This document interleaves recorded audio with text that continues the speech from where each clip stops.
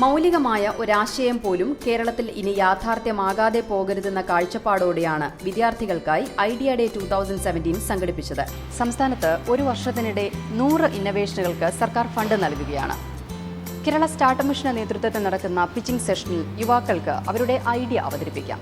അതിൽ മികച്ചതിന് സർക്കാർ ഫണ്ട് നൽകും. സംസ്ഥാനത്ത് engineering, polytechnic, arts and science ഉൾപ്പെടെ 193 കോളേജുകളിലാണ് സർക്കാരിന്റെ ഇന്നവേഷൻ ഓൺട്രപ്രണർഷിപ്പ് ഡെവലപ്മെന്റ് സെന്ററുകളുള്ളത്. ഇവിടെ നിന്നുള്ള 150 ആശയങ്ങളാണ് കേരള സ്റ്റാർട്ടപ്പ് മിഷനും IT ഡിപ്പാർട്ട്മെന്റിനും ലഭിച്ചത്. ഇതിൽ ഷോർട്ട് ലിസ്റ്റ് ചെയ്ത 19 പ്രോജക്റ്റുകളാണ് കിൻഫ്രയിൽ നടന്ന ഐഡിയ ഡേയിൽ അവതരിപ്പിച്ചത്. IT secretary Shri M. Sivasankar നേരിട്ടെത്തിയാണ് പിച്ചിംഗ് സെഷൻ നിയന്ത്രിച്ചത്. ഗവൺമെൻറ് അതിൻ്റെ സ്റ്റാർട്ടപ്പ് മിഷൻ്റെ ബഡ്ജറ്റിൽ പുതിയ ആശയങ്ങൾ അതിൻ്റെ ഒരു പ്രോട്ടോടൈപ്പിലേക്ക് കൊണ്ടുപോകുന്നതിനും പ്രോട്ടോടൈപ്പിലേക്ക് എത്തിയ ആശയങ്ങൾ കമേഴ്സ്യൽ പ്രൊഡക്ഷന് വേണ്ടിയിട്ടും ധനസഹായം അനുവദിക്കുന്ന ഒരു പ്രോഗ്രാം അനൗൺസ് ചെയ്തിട്ടുണ്ടായിരുന്നു. അതിൻ്റെ അടിസ്ഥാനത്തിലൊരു ഇവാലുവേഷൻ നടത്തി ഇത്തരത്തിൽ ഹെൽപ്പ് ചെയ്യാൻ കഴിയുന്ന സ്റ്റാർട്ടപ്പുകളെ കണ്ടുപിടിക്കുക എന്നുള്ളൊരു പ്രോസസ്സ്.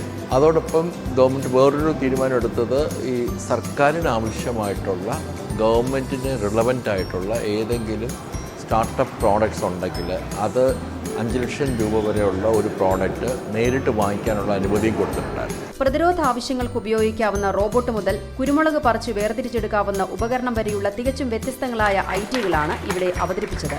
ആദ്യഘട്ടത്തിൽ തെരഞ്ഞെടുക്കപ്പെടുന്ന 100 ആശയങ്ങൾക്ക് സർക്കാർ 2 ലക്ഷം രൂപ വീതം നൽകും. ഈ ഫണ്ട് ഉപയോഗിച്ച് പ്രോട്ടോടൈപ്പ് ഉണ്ടാക്കണം. തുടർന്ന് ബിസിനസ് സാധ്യതയുള്ള യുണീക്ക് ആശയത്തിന് നിർമ്മാണത്തിനും പ്രൊഡക്റ്റിന്റെ മാർക്കറ്റിംഗിനും മറ്റുമായി 10 ലക്ഷം വരെ നൽകാനും സർക്കാരിന് പദ്ധതിയുണ്ട്.